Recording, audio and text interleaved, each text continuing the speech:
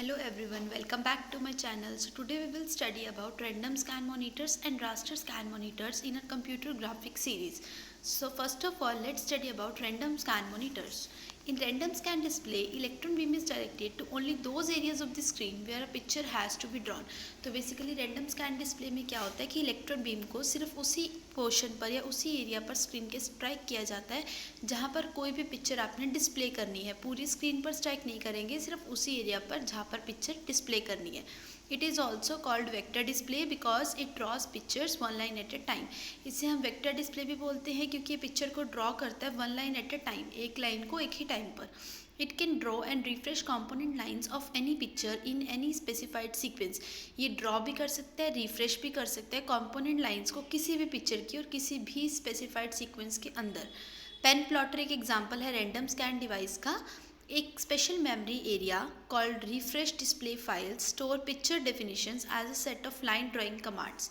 तो बेसिकली क्या होता है, एक स्पेशल मेमोरी एरिया होता है जिसे हम रिफ्रेश डिस्प्ले फाइल्स बोलते हैं, जो पिक्चर की सारी डेफिनेशन को स्टोर करता है in the form of line drawing commands. Line drawing commands की फॉर्म में पिक्चर की जितनी भी डेफिनेशन है उसको स्टोर करके रखता है और उस स्पेशल एरिया को हम रिफ्रेश डिस्प्ले फाइल्स बोलते हैं. The system return backs to the first line command in the list after all the drawing commands have been process. जब सारी ड्राइंग कमांड्स को प्रोसेस कर लेगा तो वो रिटर्न बैक वापस से फर्स्ट पर ही आ जाएगा. High quality vector systems can handle around 10,000 short lines at this refresh rate. तो जो basically high quality vector system होते हैं वो अराउंड 10,000 जो शॉर्ट लाइन्स होती हैं उसको इस रिफ्रेश रेट पर हैंडल कर सकते हैं. ये basically system to system depend करता है. जैसे उन्होंने बताया कि जो हाई क्वालिटी वेक्टर सिस्टम्स होते हैं वो अराउंड 10,000 शॉर्ट लाइन्स को इस रिफ्रेश रेट पे हैंडल कर सकते हैं. अब faster refreshing can burn phosphorus. अगर रिफ्रेशिंग बहुत ज़्यादा फास्टर होगी, बहुत जल्दी फ्रीक्वेंटली होगी तो फॉस्फोर बर्न हो जाएगा. अभी हमने सीआरटी में भी पढ़ा था कि कोई भी इमेज जो है वो डिस्प्ले की जाती है with the help of phosphor. तो अगर आप फास्टर रिफ्रेशिंग करोगे तो फॉस्फोर की लेयर बर्न हो जाएगी. To avoid this every refresh cycle is delayed. तो इसी चीज़ को अवॉइड करने के लिए हर रिफ्रेश साइकिल को डिलेट कर दिया जाता है to prevent refresh rate greater than 60 frames per second, ताकि 60 फ्रेम पर सेकेंड से ज़्यादा जो रिफ्रेश रेट है वो ना हो सके, क्योंकि अगर इससे ज़्यादा हो जाएगा तो फॉस्फोर बर्न होना स्टार्ट हो जाएगा. अब suppose we want to display a square ABCD on the screen. तो आप कमांड कैसे होगी उसकी, अगर आपने एक ABCD स्क्वायर डिस्प्ले करना है.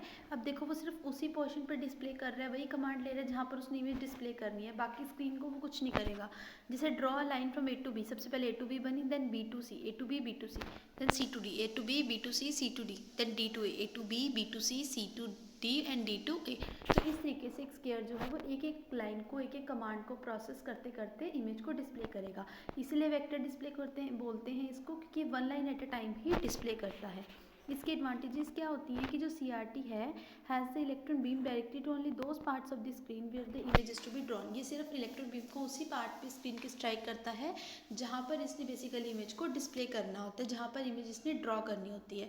ये स्मूथ लाइन ड्राइंग्स को प्रोड्यूस करता है और इसमें जो रेजोल्यूशन होती है बेसिकली वो हाई होती है. बट वही इसमें डिसएडवांटेज क्या है कि random scan monitors can not display realistic shade scenes. Basically realistic images को डिस्प्ले नहीं कर पाता, ये इसकी एक डिसएडवांटेज है. बट एडवांटेज वही है कि सिर्फ उसी पार्ट पे डायरेक्ट करेगा जहाँ पर इमेज ड्रॉ करनी है, स्मूथ लाइन ड्राइंग्स करता है और एक ही इसकी रेजोल्यूशन जो है वो हाई होती है. बट डिसएडवांटेज क्या कि रियलिस्टिक इमेजेस को प्रोड्यूस नहीं करता. Next is raster scan monitors.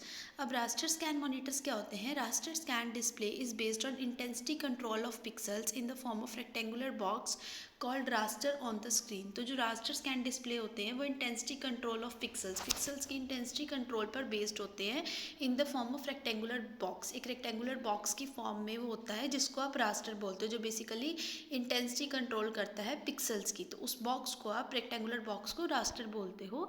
Information of on end of pixel is stored in refresh buffer और फ्रेम बफर. कि पिक्सल को ऑन करना है या ऑफ करना है उसकी जो भी इंफॉर्मेशन है वो रिफ्रेश बफर में या फ्रेम बफर के अंदर ही स्टोर की होती है. Television in houses are based on raster scan. हमारे घर में जो टेलीविजन हाउसेज हैं वो रास्टर स्कैन में बेस्ड हैं, क्योंकि उसमें जो पिक्सल की इंटेंसिटी है उसको कंट्रोल किया जाता है एक रेक्टेंगुलर बॉक्स की हेल्प से, जिसको हम रास्टर बोलते हैं.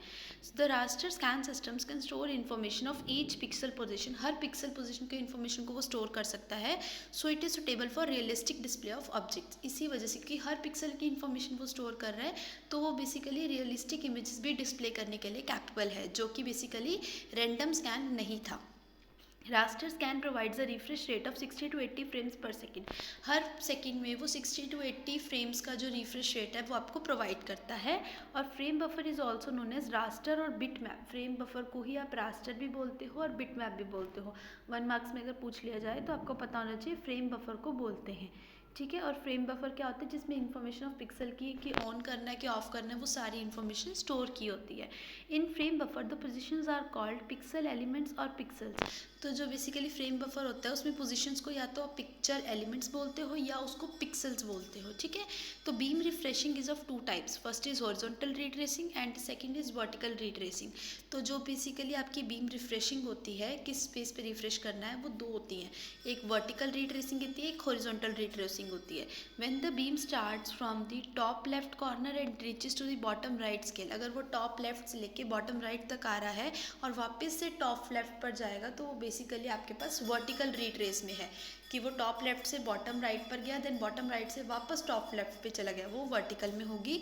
बट यही वो बोल रहे हैं कि अगर वो टॉप टू बॉटम जाएगा then it will again more horizontally from top to bottom called as horizontal retracing। जैसे वो एक एक लाइन को करेगा टॉप टू बॉटम, तो वो हॉरिजॉन्टल में आ जाएगी। लेकिन अगर वो टॉप लेफ्ट से बॉटम राइट तक जाता है फिर वापस टॉप लेफ्ट पे आता है, वो आपके पास वर्टिकल रिट्रेस आ जाएगा। अब जैसे आप यहाँ पर देख सकते हो कि पहले वो टॉप लेफ्ट से बॉटम राइट पर गया, फिर वापस से वो टॉप लेफ्ट के ऊपर वापस चला गया, तो वो वर्टिकल रिट्रेस है।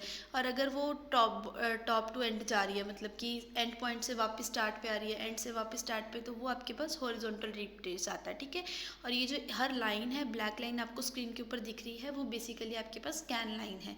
ठीक है, स्कैन लाइन में जो ऐसे लंबी सी क्रॉस करके जा रही है, बेसिकली वो टॉप लेफ्ट से बॉटम राइट तक है ना, तो वो वर्टिकल हो जाएगी। और हर लाइन के एंड के स्टार्ट पे बेसिकली वो आपके पास हॉरिजॉन्टल रिट्रेस आती है।